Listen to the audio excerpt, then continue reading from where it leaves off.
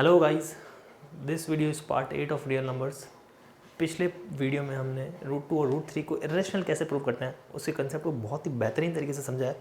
इस पार्ट में हम उसके एप्लीकेशन के ऊपर बेस्ड क्वेश्चन करेंगे और ये बोलने की ज़रूरत बिल्कुल नहीं होनी चाहिए कि आपको इस पार्ट को देखने से पहले पार्ट 7 को देखना कितना इम्पोर्टेंट है। ठीक है गाइस, तो अब देखिए आपके मैं क्वेश्चन नंबर 2 से स्टार्ट करूँगा क्योंकि क्वेश्चन नंबर 1 में है कि आपको रूट 5 को इरेशनल प्रूव करना है। अब देखिए जिस तरह से मैंने रूट 2 और रूट 3 को इरेशनल प्रूव किया था, डिट्टो सेम वही मेथड और वही तरीका है, कुछ छोटा मोटा वैल्यू में चेंज होगा। अदरवाइज रूट 5 एकदम सेम तरीका है उसको इरेशनल प्रूव करने का। हालांकि मैं एंड में जाते जाते आपको एक बार थोड़ा सा रिवाइज करवा दूंगा ताकि रूट 5 भी हो जाएगा इस तरीके से, और रूट 2 और रूट 3 को कैसे इरेशनल प्रूव किया था वो भी रिवाइज हो जाएगा। चलिए देखते हैं कि अगर आपको कुछ ऐसे क्वेश्चन मिल जाए तो उसको फिर कैसे इरेशनल प्रूव किया जाता है।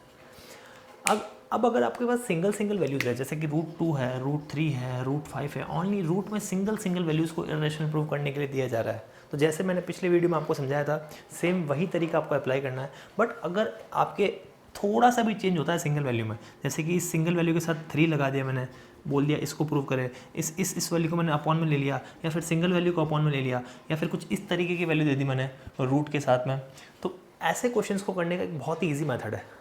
ये जो सिंगल वैल्यूज़ है इनको प्रूव करना थोड़ा हार्ड होता है, बट अगर साथ में कुछ दे दिया जाए इनके वैल्यूज़ के कोफिशिएंट में या फिर प्लस माइनस में या फिर अपॉन में, तो उन क्वेश्चंस को करना लिटिल बिट थोड़ा इजी हो जाता है। लिटिल बिट क्या, मैं यही बोलूँगा, बहुत ईजी हो जाता है। चलिए देखते हैं ऐसे क्वेश्चंस को कैसे टैकल करता है। अब आपको क्या करना है, क्वेश्चन की स्टार्टिंग तो सेम रखनी है, सेम स्टार्टिंग आपको रखनी है। आपको ये प्रूव करना है इसको ये इरेशनल है, तो आप इसका कॉन्ट्ररी वर्जन मान के चलेंगे। आप इसको मान के चलेंगे कि ये एक रेशनल क्वांटिटी है, तो आपको मानना है let us assume on contrary that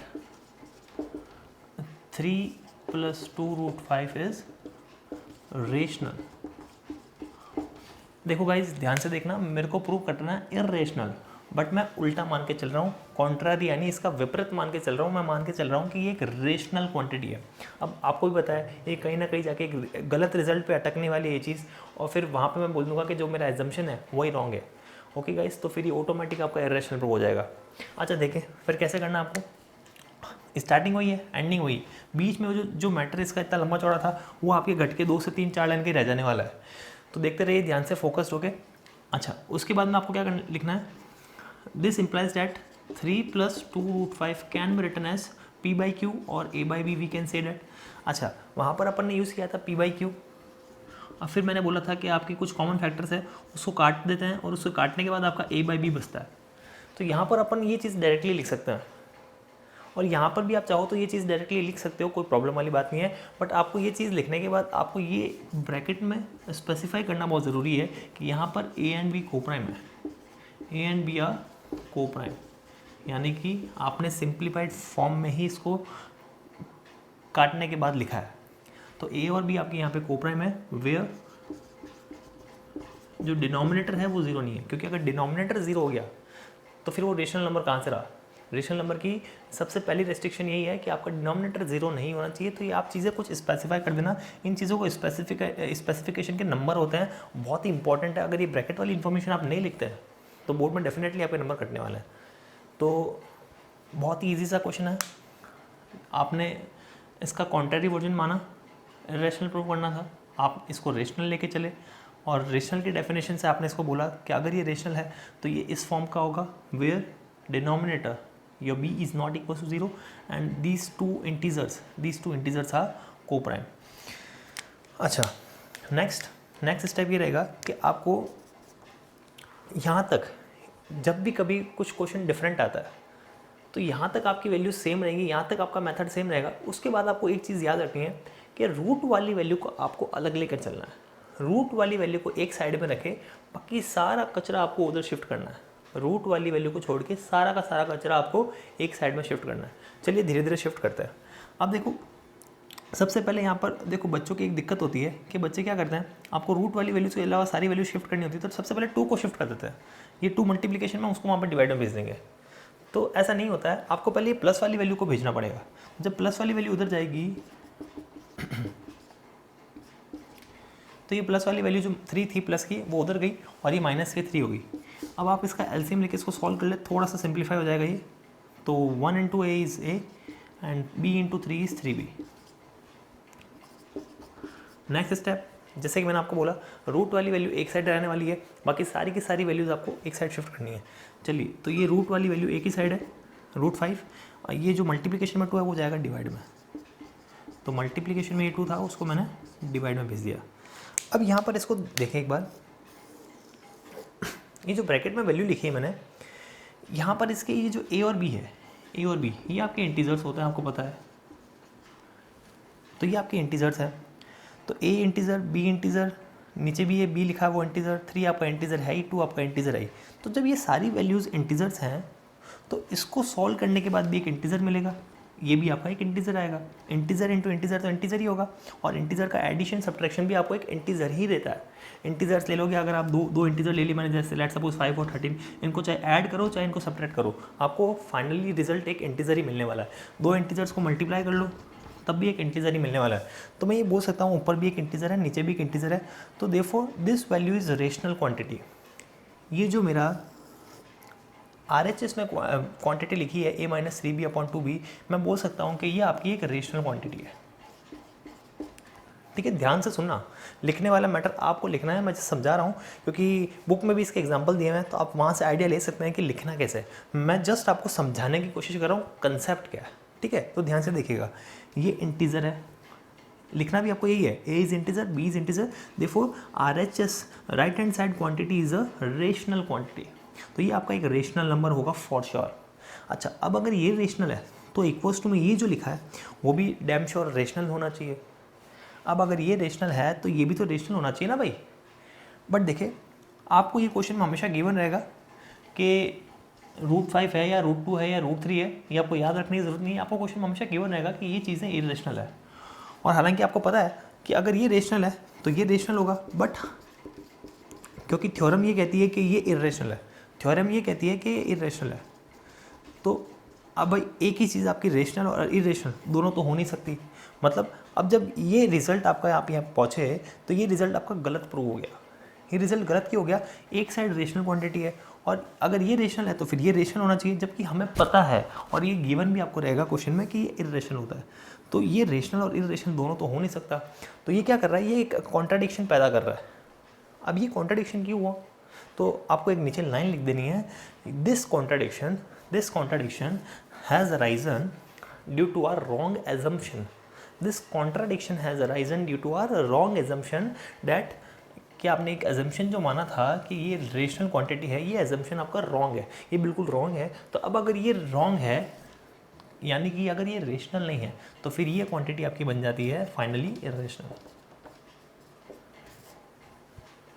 तो इसको आपको लैंग्वेज की फॉर्म में अच्छे से लिख देना, और आप एग्जाम्पल की हेल्प ले सकते हैं। NCERT में अच्छे से एग्जाम्पल में लिखा हुआ है कि किस तरह से आपको इसको ऐसे क्वेश्चंस को रिप्रेजेंट करना है। चलिए एक नेक्स्ट क्वेश्चन देखते हैं। अब देखिए क्वेश्चन नंबर 2 है। क्वेश्चन नंबर 2 में आपके ये 3 पार्ट्स गिवन है, आपको इन तीनों को इरेशनल प्रूव करना है। चलिए फर्स्ट पार्ट को डिस्कस करते हैं। मैं शॉर्ट में समझाने वाला हूँ क्योंकि सिमिलर वे है उनको करने का। तो देखिए, अगर आपको मैंने बोला ही था, अगर ये √2 सिंगल गिवन होता तो आपका करने का तरीका क्या रहता, जैसे कि मैंने पिछले वीडियो में डिस्कस किया था। बट यहाँ पे ये √2 जो है वो सिंगल नहीं है, इसको आपको रेसिप्रोकल करके गिवन है। तो अब जब भी अगर ये सिंगल फॉर्मेट में नहीं हो तो इसको करना बहुत आसान हो जाता है। ये क्वेश्चंस आसान है। अगर ये सिंगल फॉर्मेट में दे रखा होता है, ये √2 सिर्फ सिंगल √2 सिंगल √3 सिंगल √5 उनको इरेशनल प्रूव करने के लिए देते हैं, तब ये क्वेश्चन थोड़ा सा लेंदी है, जैसा कि मैंने कल डिस्कस किया था कल वाले पार्ट्स में। बट अगर आपकी ये √2 जो है वो इस फॉर्मेट में है, या फिर ये जो √2 है वो प्लस के फॉर्मेट में है, एडिशन के फॉर्मेट में है, डिवीजन के फॉर्मेट में है, या फिर मल्टीप्लिकेशन के फॉर्मेट में है, तो ऐसे क्वेश्चन को करना ईजी है। देखिए कैसे करेंगे। आपको क्या करना है, आपको लेट करना है कि ये रेशनल है, आपको लेट करना है ये रेशनल है। तो लेट जब कर लोगे इसको रेशनल, मैं शॉर्ट में समझा रहा हूँ, ठीक है, लिखने वाला मैटर आपके ऊपर है। तो आपने इसको लेट किया रेशनल, तो अब जब ये रेशनल आप इसको लेट करोगे तो फिर आप इसको a/b की फॉर्मेट में लिख सकते हो, where a and b are coprime. ठीक है, a और b are coprime and positive integers where b is not equals to 0। चलिए कोई दिक्कत नहीं है। तो जैसे कि मैंने आपको पिछले क्वेश्चन में बताया अभी कि आपको ऐसे क्वेश्चंस में रूट वाली वैल्यू को एक साइड रखना है, बाकी सारा का सारा कचरा एक साइड शिफ्ट करना है।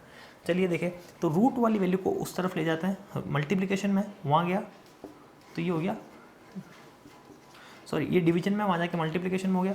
अब बी और ए को एक साइड ले आते हैं, तो बी और ए को अब जब इस साइड लाओगे तो ये डिवाइड में था, ये मल्टीप्लाई में आ जाएगा, और ये मल्टीप्लाई में था, ये डिवाइड में चला जाएगा। तो फाइनली मेरे पास ये निकल के आता है। अब जब आपके पास ये निकल के आता है तो आप यहाँ पे इजीली बोल सकते हैं, क्योंकि बी एक इंटीजर है, ए और बी आपके क्या है, ए और बी आपके इंटीजर है। तो जब ए और बी आपके इंटीजर हैं, ये भी इंटीजर है, ये भी इंटीजर है, तो ये क्वांटिटी आपकी क्या हो गई, ये रेशनल क्वांटिटी हो गई, ये क्वांटिटी क्या हो गई, रेशनल।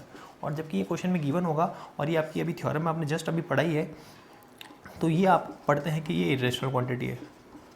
तो ऐसा तो पॉसिबल नहीं है कि ये रेशनल हो और इक्वलिटी के उस साइड इरेशनल हो, तो ऐसा this is not possible. So this contradiction, मैं फिर बोलूँगा दिस कॉन्ट्राडिक्शन, ये कॉन्ट्राडिक्शन क्यों अराइज हुआ, this contradiction has arisen due to our wrong assumption. क्या एजम्पशन, कि जो आपने ये लेट किया ये एजम्पशन रॉन्ग है।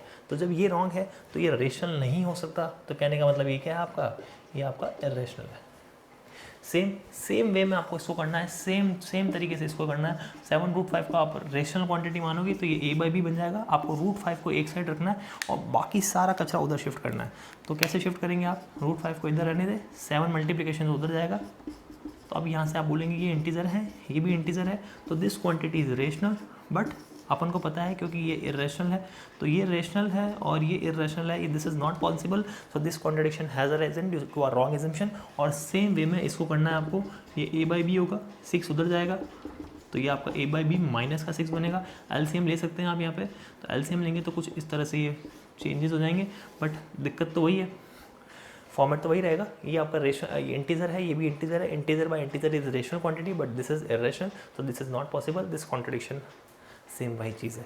ओके गाइस, चलिए एक बार देख लेते हैं फिर √5 को कैसे रेशनल प्रूव करना है, ताकि आपका पिछले पार्ट में जो अपन ने समझा था √2 और √3 वो भी रिवाइज हो जाए। तो देखिए गाइस, मैं फिर से रिवाइज करा रहा हूँ, अपन ने पार्ट 7 में क्या पढ़ा था, क्योंकि ये क्वेश्चन नंबर फर्स्ट सेम उसी मेथड से होने वाला है। अब देखिए ये सिंगल क्वांटिटी है √5, कुछ भी गिवन नहीं है, साथ में मल्टीप्लिकेशन में है ना एडिशन में है। तो अगर आपको ऐसा क्वेश्चन को इरेशनल प्रूव करने के लिए आता है तो उसको आपको लॉन्ग वे में पूरा अच्छे से समझा के आना है। देख लेते हैं एक बार फिर से रिवाइज कर लेते हैं। तो आपको वही है, on the contrary late assume on contrary that √5 is rational. तो आपने जब इसको रेशनल माना तो आप इसको लिखेंगे in the format of p/q। तो √5 is equals to p/q where p and q are integers, where p and q are integers and q is not equals to 0। फिर आप बोलेंगे कि भाई ये जो इंटीजर्स हैं इनमें कुछ कॉमन फैक्टर्स रहे होंगे, तो वो कॉमन फैक्टर्स कैंसिल आउट किए। तो कॉमन फैक्टर्स को कैंसिल आउट करने के बाद यहाँ पर बचता है, ऊपर a बचता है लेट सपोज और नीचे b बचता है। आप कोई भी दूसरे तीसरे अल्फ़ाबेट्स ले सकते हैं, कोई प्रॉब्लम वाली बात नहीं है। बट अब यहाँ पर ये फैक्टर्स, कॉमन फैक्टर्स को कैंसिल आउट करने के बाद ये जो मिला है इसमें आपके कोई भी फैक्टर कॉमन नहीं है। और यहाँ पे आपको एक इंपॉर्टेंट चीज़ ब्रैकेट में मेंशन करनी है एग्जाम में कि a and b are coprime, a and b are coprime. Coprime का मतलब मैं समझा चुका हूँ आपको, को प्राइम यानी अब इनमें कोई भी फैक्टर कॉमन नहीं है अदर देन 1। को प्राइम ऐसे दो नंबर्स होते हैं जिनमें हाईएस्ट कॉमन फैक्टर 1 होता है, उसके अलावा कोई फैक्टर कॉमन नहीं होता। तो a and b are coprime and b is not equals to 0। चलिए अच्छा, उसके बाद में आपको कुछ एल्जेब्रिक ऑपरेशंस करने थे, रिवाइज करते हैं। देखो अपन ने पिछले पार्ट में क्या किया था, अपन ने इसको यहाँ पर शिफ्ट किया था b को, तो b मल्टीप्लाई डिवाइड से मल्टीप्लाई में आया, तो a is equals to √5b बन गया था। फिर अपन ने क्या किया था, फिर अपन ने इसका स्क्वायर किया था। तो ऑन स्क्वायरिंग अपन को क्या मिला था, ऑन स्क्वायरिंग अपन को ये मिला था कि a का बन गया a², ठीक है, स्क्वायर किया मैंने दोनों तरफ, √5 का बन गया था 5 एंड b बन चुका था आपका b²। यहाँ से एक अपन ने कंक्लूजन निकाला था, यहाँ से अपन ने क्या कंक्लूजन निकाला था, यहाँ से अपन ने ये कंक्लूजन निकाला था कि a² is written as 5 into something. अगर आप a² को यहाँ देख पा रहे हैं तो ये लिखा हुआ है 5 इंटू b²। तो जब भी कोई क्वांटिटी 5 इंटू समथिंग होगी तो ये आप बोल सकते हैं कि वो क्वांटिटी आपकी 5 से डिविजिबल होगी, वो नंबर आपके 5 से डिविजिबल होगा।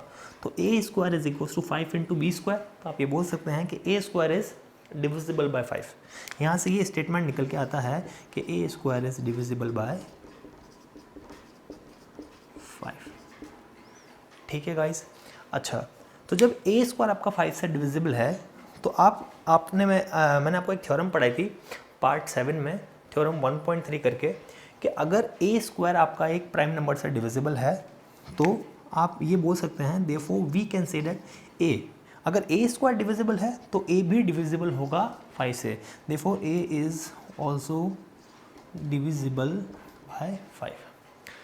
तो ये आपका एक थ्योरम के ऊपर बेस्ड स्टेटमेंट है, उसको मैंने यूज़ किया है कि अगर ए स्क्वायर आपका 5 से डिविजिबल है तो ए भी 5 से डिविजिबल होगा ही होगा। अच्छा, ए स्क्वायर 5 से डिविजिबल है, ये मैं कैसे बोल रहा हूँ, ये मैं यहाँ से देख के बोल रहा हूँ कि A square is 5 into something, so we can say that A square is divisible by 5। अच्छा, नेक्स्ट अपन क्या यूज़ करेंगे, अगर ए आपका 5 से डिविजिबल है तो आप ए को किस तरह से लिखेंगे, तो अगर जब ए 5 से डिविजिबल है तो ए भी क्या होगा 5 इंटू समथिंग। अब यहाँ पे समथिंग में आपको कोई अल्फ़ाबेट यूज़ करना पड़ेगा क्योंकि आपको ए की वैल्यू नहीं पता। अगर ए पता होता, लेट सपोज ए की वैल्यू पता होती है आपको कि ए है आपका 25, तो यहाँ पर 5 इंटू क्या होता, आप खुद गैस कर लीजिए 5 इंटू क्या होता कि 25 आता। तो जब तक ये नंबर पता नहीं है तब तक आपको ये पता नहीं है।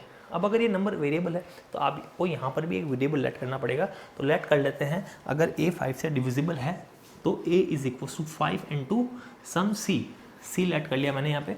तो अब यहाँ पर मैं स्क्वायर करने वाला हूँ फिर से ऑन स्क्वायरिंग। अच्छा, स्क्वायर क्यों कर रहा हूँ, ताकि ये जो आपका रिलेशन निकल के आया और ये जो रिलेशन है उसमें अपन कुछ ना कुछ कंपेयरिंग कर सके, तो इसको कंपेयर करने के लिए मैंने यहाँ पे स्क्वायर किया। तो on squaring both side we get a is equal to a square, 5 का स्क्वायर 25, सी का स्क्वायर इज सी स्क्वायर। अच्छा, तो ये आपकी सेकेंड हो गई इक्वेशन।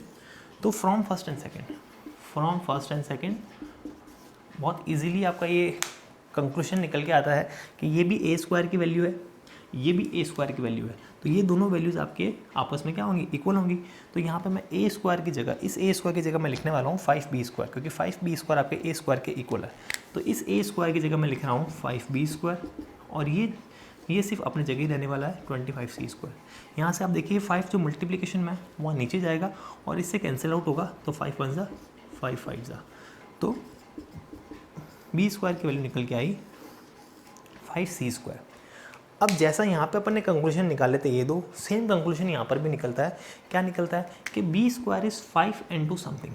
तो जब बी स्क्वायर 5 इंटू समथिंग है तो b square is divisible by 5, and if b square is divisible by 5 then guys अब समझाने की शायद ज़रूरत नहीं है, बी भी आपका क्या होगा, डिविजिबल होगा 5 से।